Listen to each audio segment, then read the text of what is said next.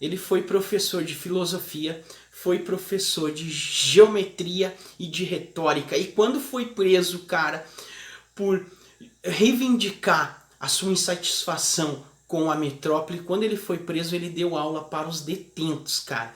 Ele é filho de família humilde, onde o pai é português e a mãe é brasileira. O pai trabalha com uma profissão tanoleira, ou seja, ele fabrica baldes e canecas. Exatamente. Nós estamos falando de Frei Caneca, nasceu em Recife em 1779. Cara, é história ambulante, tá? Os feitos de Frei Caneca, tá bom? Cara, ele era de família humilde. Como é que tu conseguia ter educação na colônia, no período colonial, se tu não tem dinheiro, tu é de família humilde? Tu vai procurar a igreja, né? Nas ordens carmelitas, lá em Olinda. Lá que ele vai estudar e vai conseguir todos os seus conhecimentos filosóficos. E como você sabe, eu falei aqui, professor de filosofia, o que ele vai ler? Todas as obras, né, do movimento liberal que está acontecendo no continente europeu. Cara, quando ele tinha 10 anos já estava acontecendo o que? A Revolução Francesa. Na ordem de Olinda, na Carmelita, lá ele conseguiu estudar, ter acesso ao estudo, se tornou padre, né, com 20 anos. Então saiu dali professor, dava aula de filosofia e geometria, tá? Até que a família real vem para cá.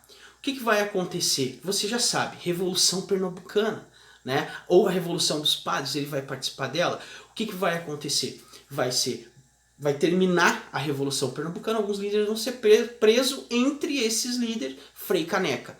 Beleza? Ele vai ser preso, depois vai ser solto, tá? O que vai acontecer? Cara, olha só. Ele vai participar da Confederação do Equador. Meu Deus! E vai ser um dos principais líderes. Ali sim, ele acaba sendo executado. Ele vai ser condenado à forca, mas vai ser fuzilado. Por quê? Frei Caneca não vem de hoje. Frei Caneca vem lá antes da família real chegar, né? E ele passa por duas revoluções. Ele faz parte de duas revoluções, aonde como é que eu vou dizer? Uma criança de família humilde ainda ele funda um jornal, o Tifes, né? Que é lá em Pernambuco, no período do Império, que ele vai começar a fazer periódicos todas as quinta-feiras. Ele vai falar sobre o que está acontecendo no nosso Brasil Império. Até que ele vai fazer parte da Confederação do Equador contra o poder moderador de Dom Pedro e vai acabar sendo executado. Mas seguinte, cara, se tu parar pra pensar, o padre boladão, né? Era um padre boladão, porque assim, ó, se não dão um final nele também, ele vai estar aqui, cara, na Fazenda, ele vai estar fazendo a série do Grey's Anatomy, né? Grey's Anatomy, acho que tá na 16ª série já, tu imagina? Então, eu acho que foi até por causa disso que Dom Pedro I não cede, né? Porque aconteceu diversas revoltas, enfim.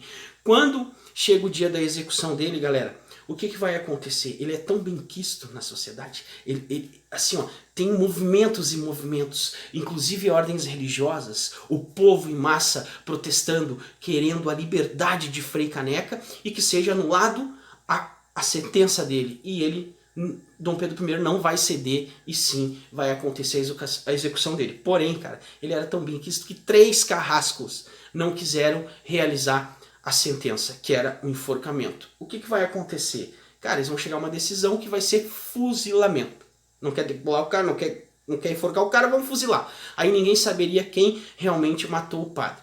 Porém, o que vai acontecer? No momento que o padre cai no chão, morto, Frei Caneca, cara, ele tem uma representatividade muito grande, né? Ele era contra o império, ele era a favor de uma monarquia parlamentar, onde o rei teria o poder não absoluto, como Dom Pedro I fez, né? Então, o que vai acontecer? No momento que ele é executado, cai no chão, acontece uma desgraça para Dom Pedro I. Para Dom Pedro I. Por quê?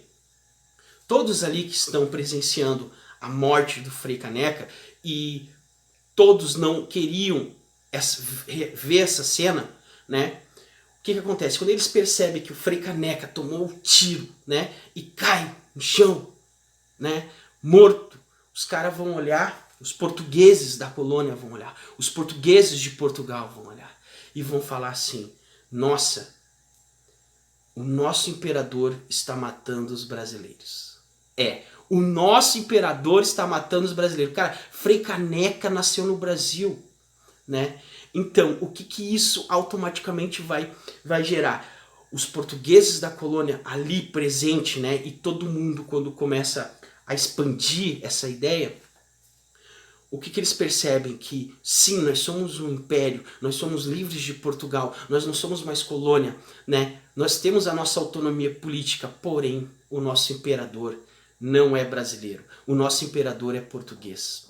E aí vai baixar a popularidade de Dom Pedro, que quando termina a Confederação do Equador já tem que lutar lá na Guerra da Cisplatina, que também a maioria da população, a maioria do exército também ali, representante participando da Guerra da Cisplatina, não entendiam por que estavam ali, porque na concepção deles, sim, o Uruguai deveria ser um país independente, porque a cultura deles era uma cultura espanhola, não tinha nada a ver com uma cultura portuguesa. Então, Frei Caneca ele vai acabar assinando a demissão de Dom Pedro I, ou seja, lá em 31 Dom Pedro vai abdicar e nós vamos vir no processo, no período regencial, né? Então, aquele menino humilde, né, com uma classe social bem baixa, pobre, consegue se restabelecer na vida e sim fazer a diferença, tá bom? Um abraço, segue aí o professor. Um detalhe, o professor falou sobre o Frei Caneca, mas não aprofundou, né, as revoltas, tanto a Revolução Pernambucana quanto a Confederação do Equador. É exatamente a particularidade do Frei Caneca, da onde ele surgiu e por que a gente tem que entender a história dele. Entendendo a história dele, a gente consegue entender o contexto histórico das coisas e mandar bem na prova. Pessoal, um abraço, segue aí o professor. Tchau!